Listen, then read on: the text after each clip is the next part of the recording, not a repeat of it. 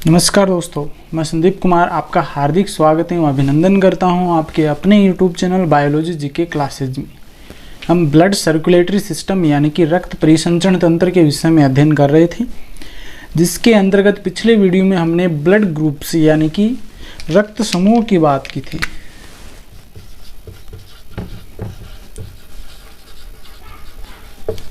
Blood group के विषय में हमने पिछले वीडियो में पढ़ा था, जिसमें हमने दो तंत्रों की बात की थी, एबीयू सिस्टम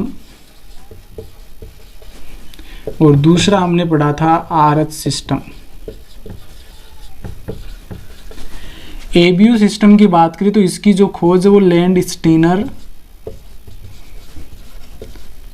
ने 1900 ईस्वी में की थी और इन्होंने क्या किया था, एंटीजन के आधार पर 4 ग्रुप बनाए थे। A blood group, B blood group, AB blood group और ओ ब्लड ग्रुप। इन सभी की बात हमने पिछले वीडियो में की थी और इसके अलावा हमने बात की थी कि ये आपस में ब्लड का जो ट्रांसफ़र है वो किस प्रकार कर सकते हैं। यानी कहने का मतलब है कि एक ब्लड ग्रुप है दूसरे ब्लड ग्रुप को किस प्रकार से ब्लड दे सकता है और किस प्रकार से ब्लड ले सकता है या कैसे नहीं दे सकता। इन सभी कारणों की हमने पिछले वीडियो में बात की थी। और इसके अलावा हमने बात की थी कि ए ब्लड ग्रुप में कौन सा एंटीजन होता है, कौन सा एंटीबॉडी होता है। बी ब्लड ग्रुप में कौन सा एंटीजन होता है, कौन सा एंटीबॉडी होता है। एबी में कौन सा एंटीबॉडी होता है, कौन सा एंटीजन होता है। और ओ में कौन सा एंटीजन होता है, कौन सा एंटीबॉडी होता है।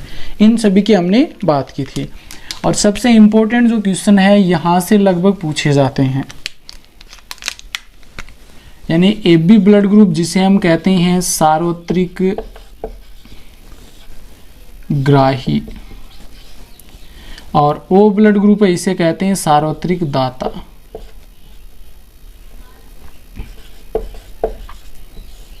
सार्वत्रिक दाता कहा जाता है, तो इनका हमें थोड़ा सा ध्यान में रखना है। दूसरा जो सिस्टम हमने पढ़ा था आरएच सिस्टम, इसको हमने 2 भागों में डिवाइड किया था, आरएच पॉजिटिव और RH negative. RH positive way होते हैं जिनमें आरएच कारक उपस्थित होता है और आरएच नेगेटिव वे होते हैं जिनमें आरएच कारक एब्सेंट होता है।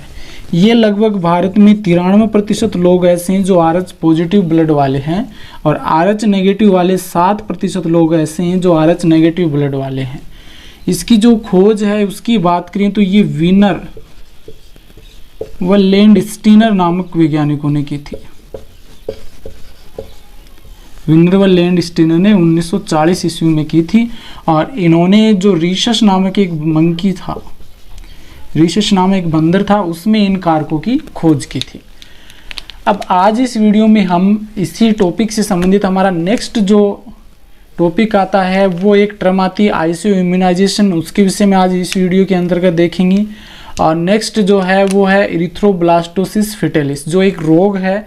इससे संबंधित कंपटीशन एग्जाम में भी बहुत बार क्वेश्चन पूछे जाते हैं और बोर्ड के एग्जाम में भी बहुत बार क्वेश्चन आए हैं। 10th क्लास में है भी, 10th क्लास के सिलेबस में भी है और 12th क्लास में भी है और नीट में भी इससे संबंधित क्वेश्चन बहुत बार एग्जाम में आते हैं। इसके अलावा हम बात करें तो रक्त स्कंदन यानी कि ब्लड क्लोटिंग के विषय में आज इस वीडियो के अंतर्गत हम अध्ययन करेंगे।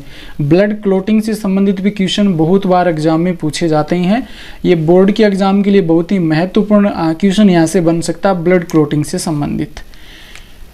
आज इस वीडियो में हम इन सभी टॉपिक की बात करेंगे।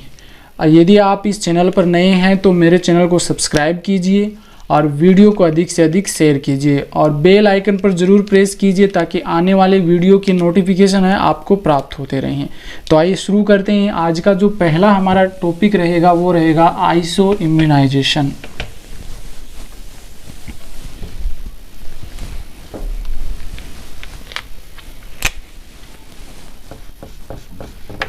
आइसो इम्यूनाइजेशन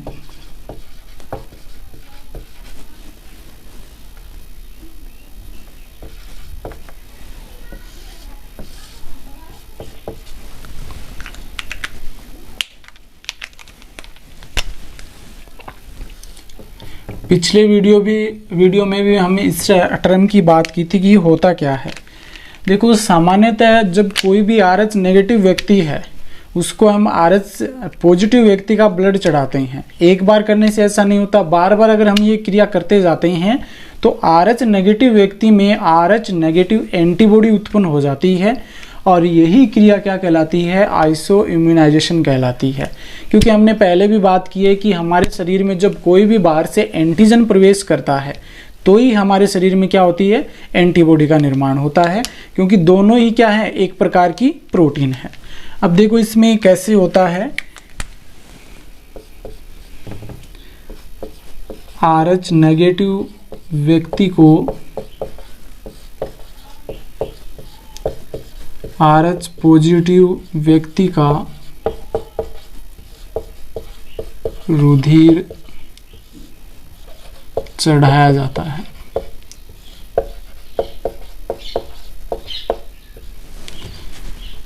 यदि यह क्रिया बार बार की जाती है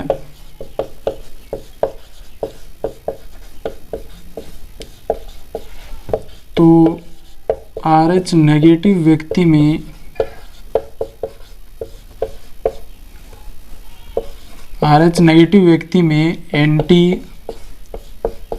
RH नेगेटिव एंटीबॉडी का निर्माण हो जाता है।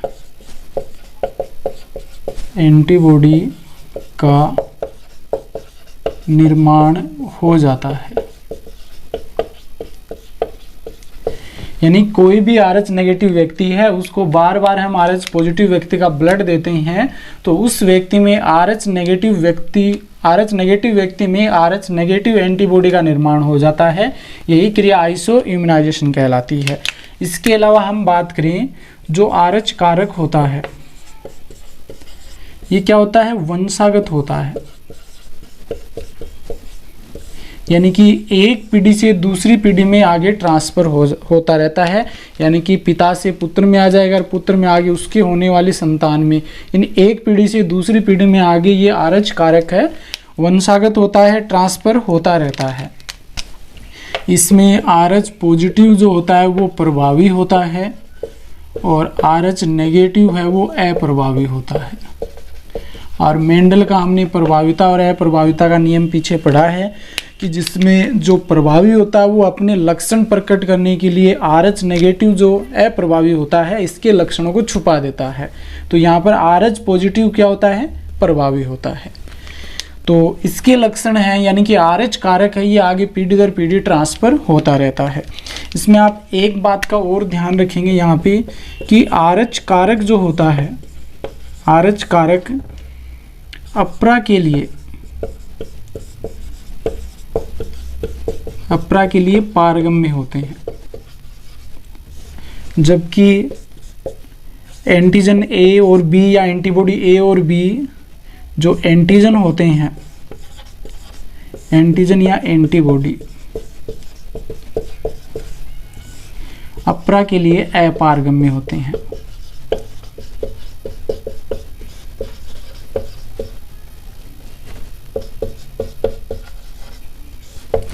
यानी कि जब RH कारक है, अपरा क्या होती है, पहले हम इसकी बात कर लेते हैं। जब कोई भी माता है वो किसी शिशु उसके पेट में पल रहा है तो उस शिशु का जो संपर्क है वो माता से अपरा के द्वारा ही होता है। यानी कि अपरा के माध्यम से ही वह शिशु जल, ऑक्सीजन, भोजन, अपशिष्ट पदार्थ, ये सभी यानी कि जल, भोजन और ये सभी तो बच्चा प्राप्त करता है, और जो शिशु होता है वो अपशिष्ट पदार्थ इसी अपरा के माध्यम से जो माता होती है उसके शरीर में पहुंचाता है।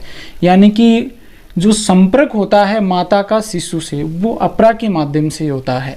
और RH कारक होता है ये अपरा के लिए पारगम्य होते हैं, यानी कि ये शिशु से माता में जा सकते हैं और माता से शिशु में आ सकते हैं। लेकिन एंटीजन और एंटीबॉडी A और B जो होते हैं ये अपरा के लिए अपारगम्य होते हैं, ये माता से शिशु में नहीं जा सकते और शिशु से माता में भी नहीं आ सकते हैं। तो इन चीज़ों का आपको थोड़ा सा ध्यान में रखना है। अब आगे हम जो हमारा मोस्ट इम्पॉर्टेंट टॉपिक है उसकी हम बात कर लेते हैं, इरिथ्रोब्लास्टोसिस फीटेलिस, बहुत ही महत्वपूर्ण है।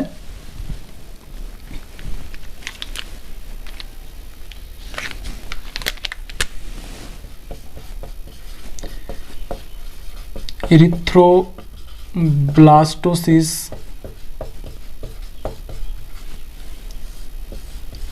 फिटेलिस।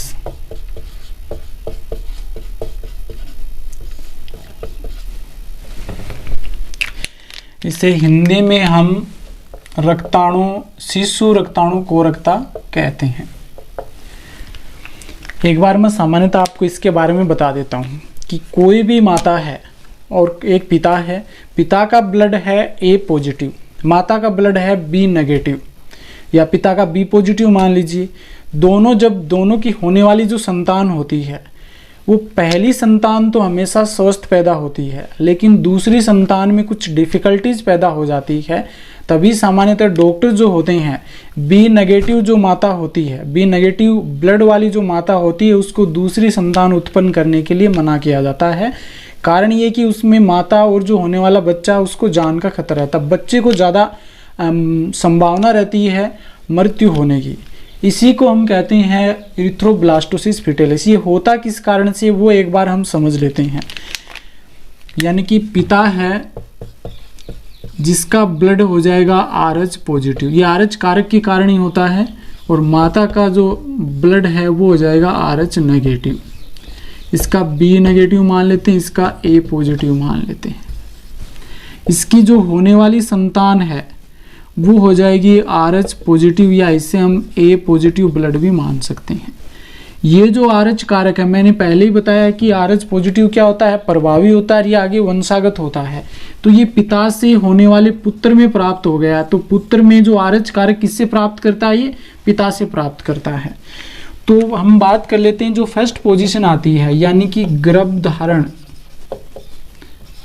फर्स्ट बार जब गर्भधारण करती है माता, तो उस समय क्या होता है, जब प्रसव के समय की हम बात करते हैं, प्रसव के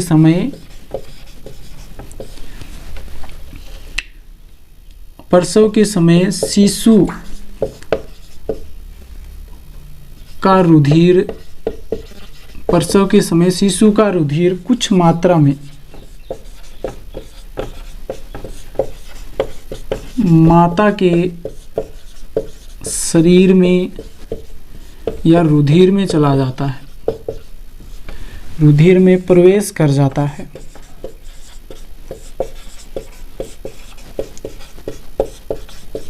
यानी प्रसव के समय शिशु का रुधिर कुछ मात्रा में माता के शरीर या रुधिर में चला जाता है, और इसमें क्या होता है, रुधिर में RH एंटीजन होता है, और RH एंटीजन भी क्या होता है, RH एंटीजन या RH कारक भी क्या होता है, माता के रुधिर में प्रवेश कर जाता है, माता के रुधिर में प्रवेश कर जाता है। इस कारण माता के शरीर में RH एंटीबॉडी का निर्माण होता है, निर्माण हो जाता है। पहली बार इनकी संख्या कम होती है। यानी कि प्रसव के समय क्या होता है, जब बच्चे का जन्म होता है, उस समय शिशु का जो रुधिर होता है, उस रुधिर में क्या होता है, RH कारक उपस्थित होता है। ये RH कारक रुधिर के माध्यम से माता के शरीर में या माता के रुधिर में प्रवेश कर जाता है। तो हम जानते हैं कोई भी एंटीजन हमारे शरीर में प्रवेश करेगा तो उसके विरुद्ध क्या हो जाएंगे, एंटीबॉडीज उत्पन्न हो जाएंगी। प्रवेश करता है तो प्रवेश करने के साथ में क्या होता है, इस RH एंटीजन के विरुद्ध क्या हो जाती है, माता के शरीर में RH एंटीबॉडी का निर्माण हो जाता है। और ये एंटीबॉडी पहली बार क्या होती है, संख्या में बहुत कम होती है। इस कारण जो पहली संतान होती है, पहली संतान को कोई नुकसान नहीं होता है, यानी पहली संतान को कोई नुकसान नहीं पहुंचाती है RH एंटीबॉडी। कारण ये है कि बहुत ही कम मात्रा में होती है। तो जो B नेगेटिव माता है या RH नेगेटिव माता है, उसकी होने वाली जो संतान जो कि RH पॉजिटिव है, जो पहली संतान होती है उसको कोई नुकसान नहीं होता, यानी पहली संतान स्वस्थ पैदा होती है। लेकिन जब सेकंड बार ऐसा होता है, जब दोबारा गर्भ धारण करती है बी नेगेटिव माता और होने वाला बच्चा कैसा है, आरएच पॉजिटिव है, तो उस समय क्या होता है, जो आरएच नेगेटिव एंटीबॉडी है इनकी संख्या अधिक हो जाती है, इनकी संख्या बहुत अधिक हो जाती है। इस कारण से ये क्या करती है, जो शिशु में आरबीसी है, शिशु में आरबीसी को नष्ट कर देती है, शिशु में आरबीसी को नष्ट कर देती है और इस कारण से शिशु की क्या हो जाती है, मृत्यु हो जाती है। इसी को हम कहते हैं इरिथ्रोब्लास्टोसिस फेटालिस। एक बार दोबारा से मैं आपको ये बता देता हूं।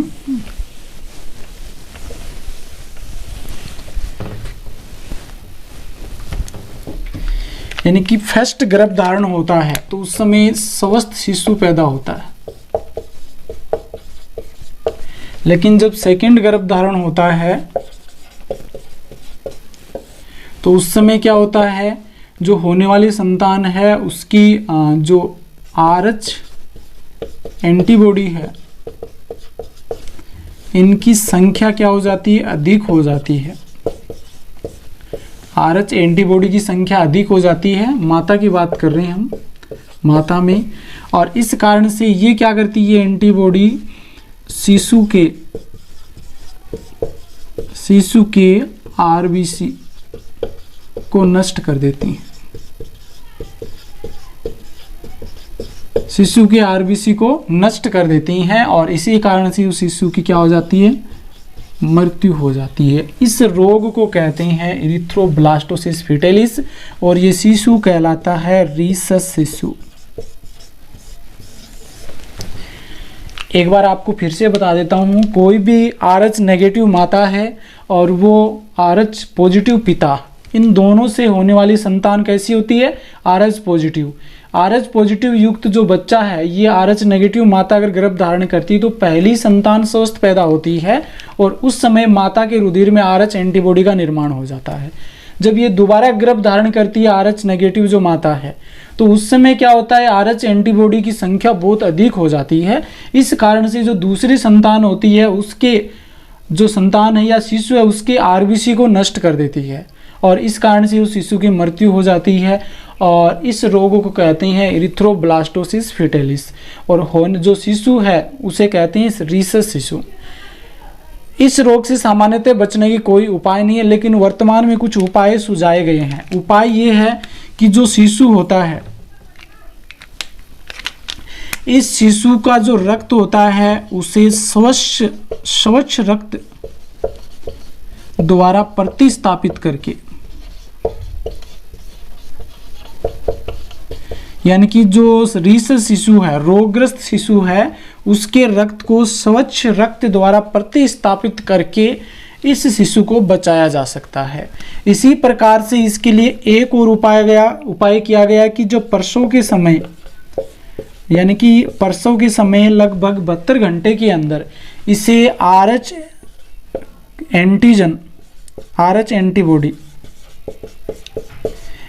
एंटीबॉडी का इंट्रावेंशन इंजेक्शन दिया जाता है और ये इसमें आरएच एंटीबॉडी बहुत ही कम मात्रा में होती है और बहुत ही कम मात्रा में होती है। ये क्या करती है, माता के शरीर में जाकर के माता के शरीर में जो आरएच एंटीबॉडी है या आरएच कारक है, उस आरएच कारक को नष्ट कर देती हैं और आरएच कारक को नष्ट करने से क्या होता है, वो शिशु स्वस्थ पैदा हो जाता है क्योंकि उसमें एंटीबॉडी का निर्माण फिर नहीं हो पाता है।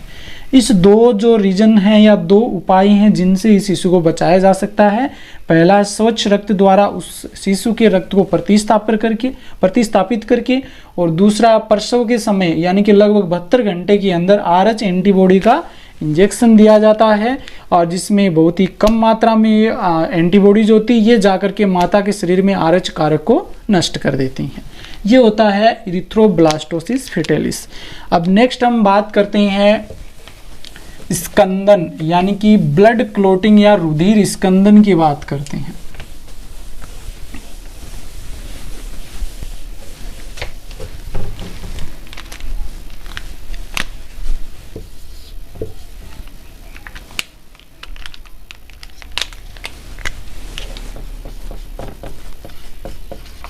रुधिर स्कंदन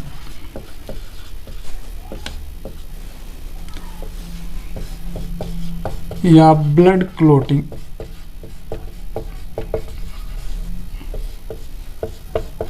रुधिर स्कंदन या ब्लड क्लोटिंग की हम बात करते हैं। इसमें कुछ टर्म्स हैं, उनकी बात कर लेते हैं पहले। यानी कि हमारा जो रुधिर है, उस रुधिर से रक्त कणिकाएं अगर निकाल दें, यानी कि ब्लड कॉर्पसल्स निकाल दें, WBC, RBC, प्लेटलेट्स, तो पीछे जो रुधिर का बचा हुआ भाग क्या कहलाता है? प्लाज्मा कहलाता है।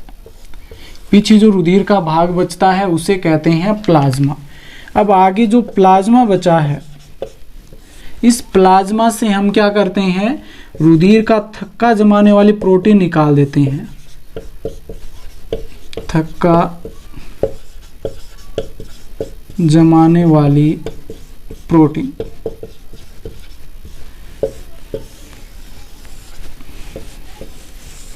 यानी कि प्लाज्मा जो पीछे बचा है, इसमें से रुधिर का थक्का जमाने वाली प्रोटीन निकाल देते हैं, जैसे फाइब्रिनोजन, प्रोथ्रोम्बिन। तो प्रोटीन निकालने के बाद जो शेष बचा भाग है वो कहलाता सीरम।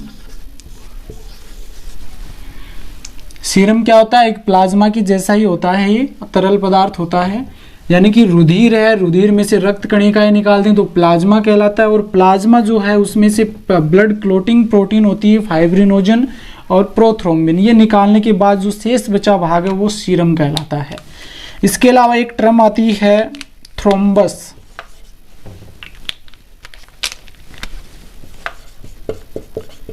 थ्रोम्बस किसे कहते हैं?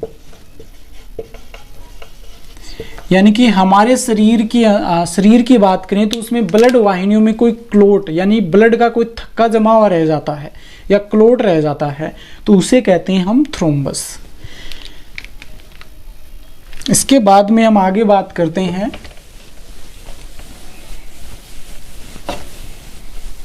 एक बार ब्लड वेसल्स की हम संरचना देख लेते हैं।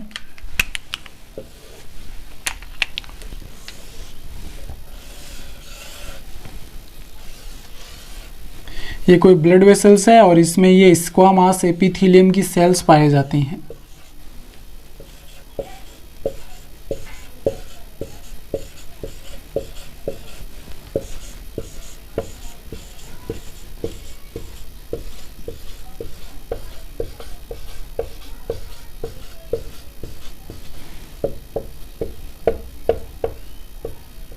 ये केंद्रक हो गया इसमें।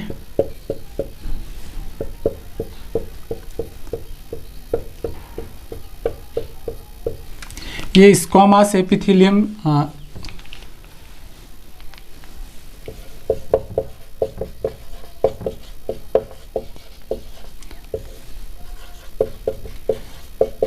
स्क्वामास एपिथेलियम कोशिकाओं की लेयर होती है। इसमें होता क्या क्या है? देखो, इसमें एक तो तरल पदार्थ पाया जाता है। जो तरल पदार्थ होता है इसे कहते हैं हम प्लाज्मा। इसके अलावा इसमें क्या होते हैं? बहुत सारी कोशिकाएं पाई जाती हैं, जिसमें WBC हो गई या RBC हो गई और कुछ प्लेटलेट्स भी होते हैं।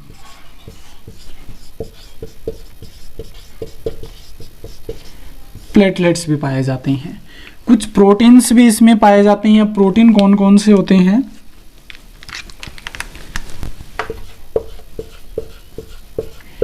प्रोटीन होते हैं इसमें फाइब्रिनोजन प्रोटीन, इसके अलावा इसमें प्रोथ्रोम्बिन प्रोटीन भी होते हैं, ग्लोबुलर प्रोटीन्स भी होती हैं। ये चीज़ें सामान्यतः इसमें देखने को मिलती है ब्लड में।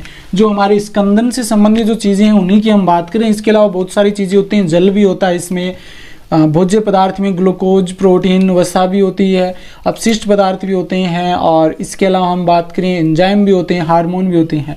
लेकिन हमारे स्कंदन के लिए जो इम्पोर्टेंट चीज़ें हैं उनकी बात कर रहे हैं हम। जब यहाँ से कभी चोट लगती है तब क्या होता है, हम आगे की हम बात करेंगे। जब कोई भी टिश्यू जब क्षतिग्रस्त होता है, यहाँ से कोई कोशिकाएं जब टूटती हैं या उसमें चोट लगती है, तो आगे स्कंदन किस प्रकार से होता है उसकी बात अभी हम आगे करेंगे। एक बार देखो, कुछ पदार्थ होते हैं जैसे प्रेरक, स्कंदन कारक। प्रेरक स्कंदन कारक। तो ये वे पदार्थ होते हैं जो स्कंदन को क्या कर देते हैं, बढ़ाते हैं, स्कंदन में सहायक होते हैं, स्कंदन को प्रेरित करते हैं या स्कंदन में सहायक होते हैं। और कुछ ऐसे पदार्थ होते हैं जो प्रतिस्कंदन कारक होते हैं, एंटीकोगुलेंट होते हैं, स्कंदन कारक, एंटीकोगुलेंट। ये क्या करते हैं, स्कंदन को रोकते हैं, स्कंदन को रोकते हैं यानी स्कंदन को नहीं होने देते हैं।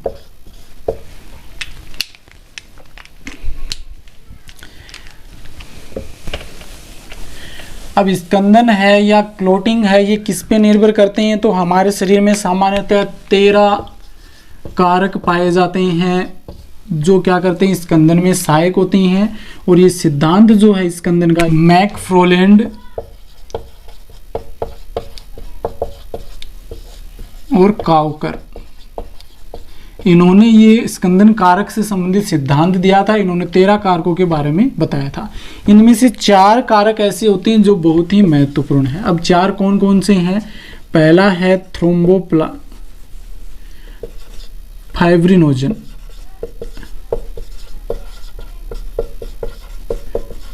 फाइब्रिनोजन, और दूसरा है थ्रोम्बोप्लास्टिन,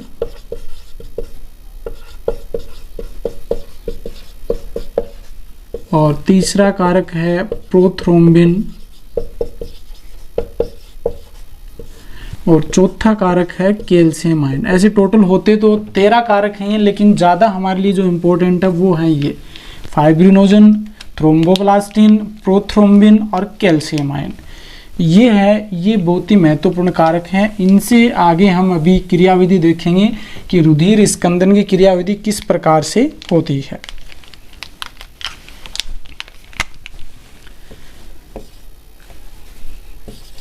कोई भी उत्तक है उसमें चोट लगती है, उत्तक क्षति, और इधर से चोट लगने से क्या होती हैं, प्लेटलेट्स जो होती हैं ये टूट जाती हैं, यानी कि उत्तक क्षति होती है या प्लेटलेट्स टूटती हैं तो एक पदार्थ रिलीज होता है इनसे, और उस पदार्थ को कहते हैं थ्रोम्बोप्लास्टिन।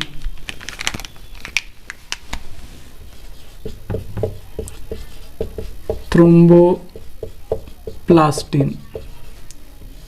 यानी कि थ्रोम्बोप्लास्टिन नामक एक पदार्थ निकलता है जब कोई भी हमें चोट लगती है तो।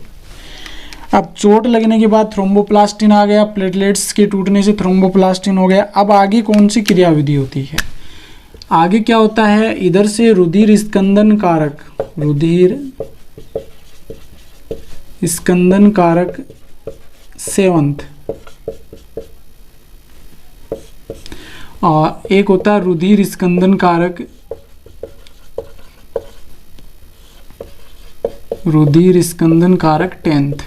ये दोनों कारक आते हैं और साथ में कैल्शियम आयन की उपस्थिति में क्या होता है, थ्रोम्बोप्लास्टिन होता है, ये बदल जाता है प्रोथ्रोम्बिन सक्रियक में, प्रोथ्रोम्बिन सक्रियक में बदल जाता है, प्रोथ्रोम्बिन सक्रियक, प्रोथ्रोम्बिन सक्रियक में बदल जाता है। इसे हम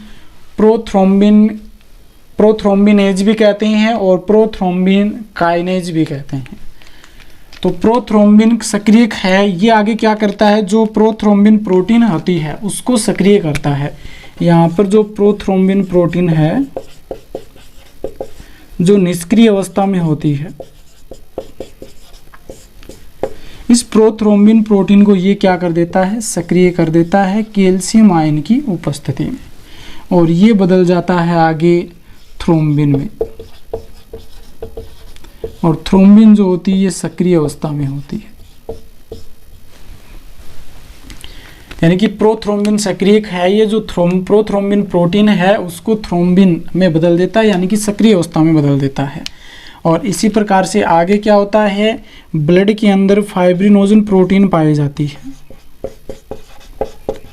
फाइब्रिनोजन प्रोटीन। फाइब्रिनोजन जो प्रोटीन होती है ये होती है घुलनशील अवस्था में,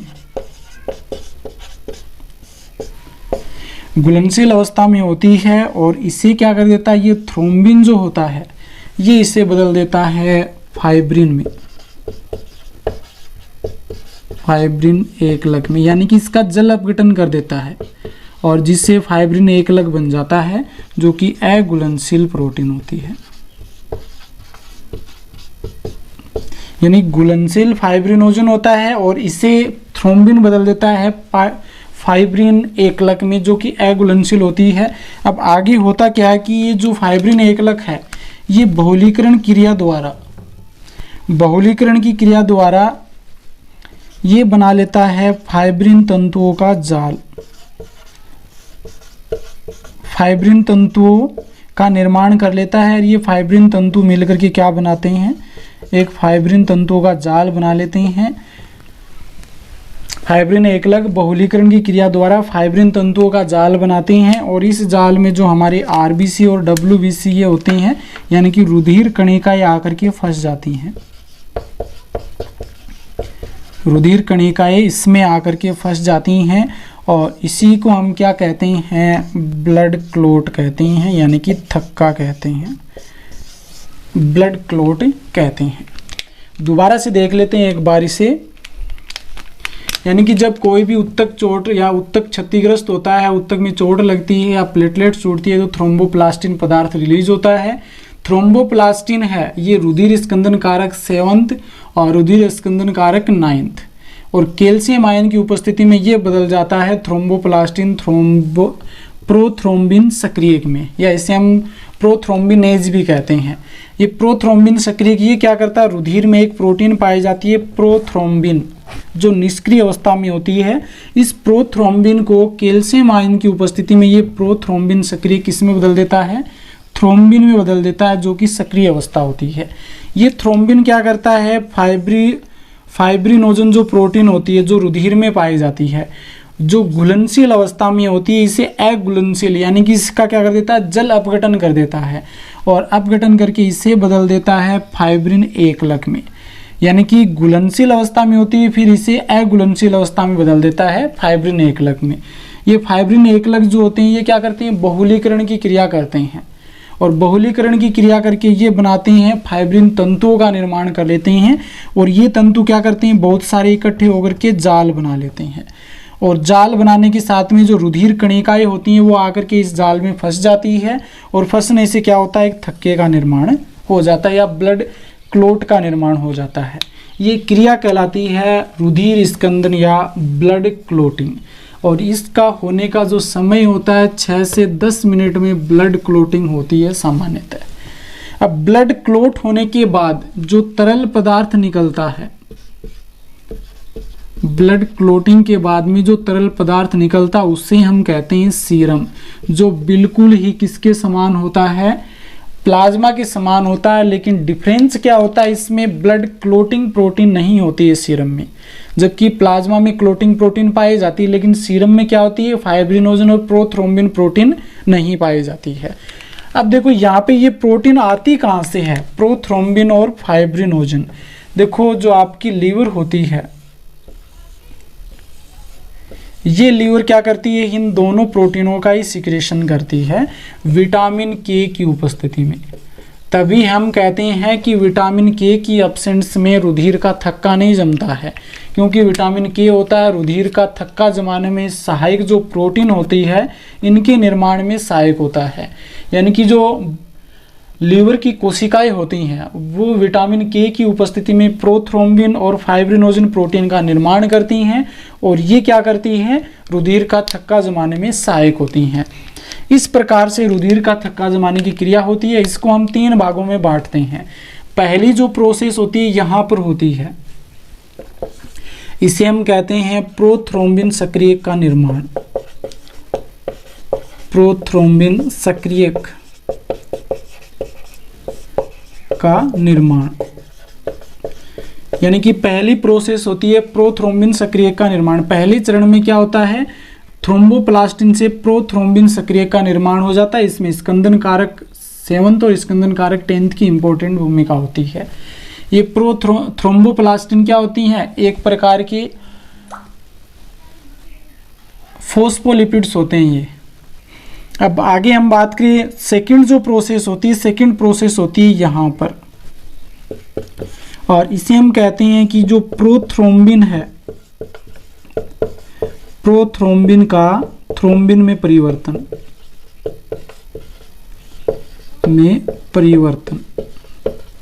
यानी कि सेकंड जो प्रोसेस होती है इसमें जो प्रोथ्रोम्बिन निष्क्रिय अवस्था में, इसे थ्रोम्बिन सक्रिय में बदला जाता है। और थर्ड प्रोसेस यहाँ पर होती है, इसमें क्या होता है, फाइब्रिनोजन को फाइब्रिन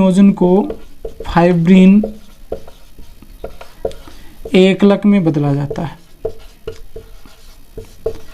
फाइब्रिन एकलक में परिवर्तन व थक्के का निर्माण, ये तीसरी प्रोसेस होती है।